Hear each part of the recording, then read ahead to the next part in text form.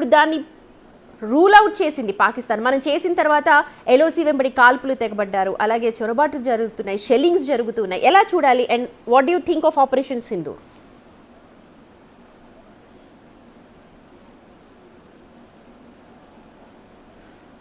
Operation Sindoor మనం launch చేసే ముందు ఒకటి ఆలోచించాలి. ఒకటి ఏంటంటే మనకి ఈ ఇన్సిడెంట్ జరిగిన తర్వాత 15 రోజుల పాటు భారతదేశం వెయిట్ చేసింది.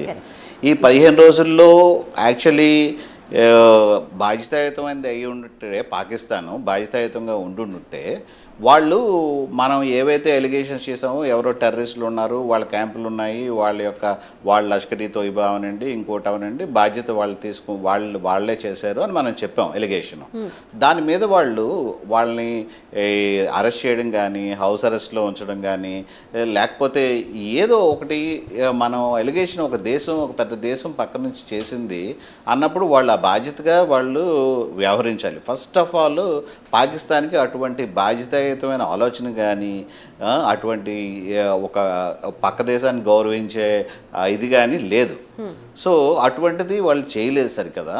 చేయకుండా ఏం చేశారు, వాళ్ళ దగ్గర ఉన్న వాళ్ళని ఏదో అరెస్ట్ చేసి వాళ్ళ దేశాన్ని అంటే వాళ్ళు చేసేది కూడా వాళ్ళ దేశాన్ని ఇప్పుడు యుద్ధంకి వెళ్ళడం ఒకటి, సింపుల్గా లష్కర్ ఈ తోయిబా నెక్స్ట్ రెండో దానికి ఇద్దరిని అరెస్ట్ చేసి జైల్లో వేసి మనకి వెంటనే చెప్పుకుంటుంటే ఇంత యుద్ధం వచ్చి ఉండేది కాదు కదా. కరెక్ట్.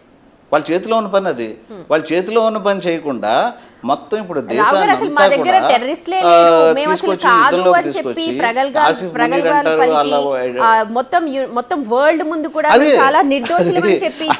అది మూర్ఖత్వంకి పుట్టినిల్లు. అది చూపించడం కాదు సుమతి గారు, అది మూర్ఖత్వం అంటాం.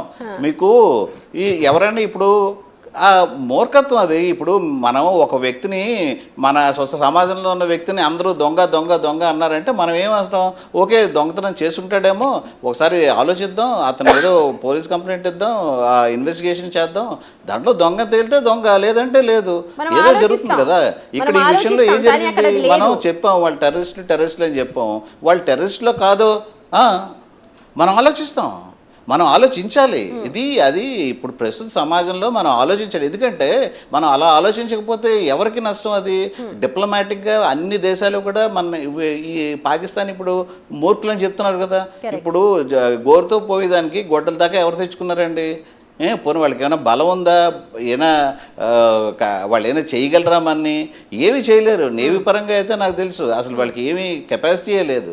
అటువంటి వాళ్ళు చేయాల్సిన పని చేసి మెల్లిగా ఏదో తప్పు జరిగింది అని చెప్పకుండా వాళ్ళని ఏదో చేస్తున్నామండి మేము అది చేస్తున్నాం ఇది చేస్తున్నాం అని చెప్పి అంతర్జాతీయ సమాజాన్ని భారతదేశానికి కొన్ని చెప్పడం ద్వారా ఈ వార్ను వాళ్ళు ఆపగలిగి ఉండేవారు. కానీ అటువంటి ఆలోచన వాళ్ళకి రాలేదో, లేకపోతే అక్కడ రాజకీయ నాయకులు ఇలా వార్ చేస్తేనే మనకి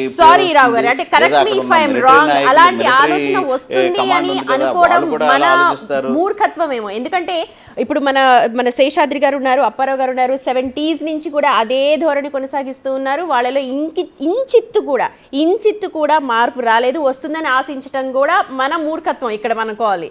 sorry if I'm wrong. No, you are not wrong. You are absolutely right. Right. Apparao గారు ఒక విషయం చెప్పండి. ఇప్పుడు ఈజ్ ఇట్ కరెక్ట్ టైం? మీరు కరెక్ట్. అది మనం అందుకే భారతదేశం ఏంటంటే రైట్ చెప్పండి రావు గారు. భారతదేశం ముందు నుంచి కూడా మనం చాలా బాధ్యతాయుతంగా ఉంటాం.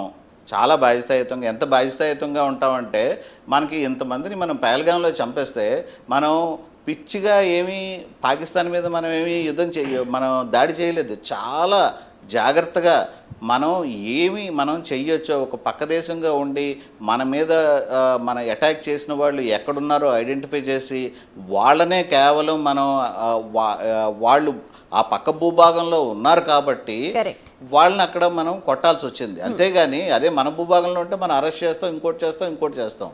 పక్క భూభాగంలో ఉండడం బట్టి మనం ముందే చెప్పాం ఇలాగ అయింది, మీ భూభాగంలో ఉన్నారు, మీరు వాళ్ళని యాక్షన్ తీసుకోండి.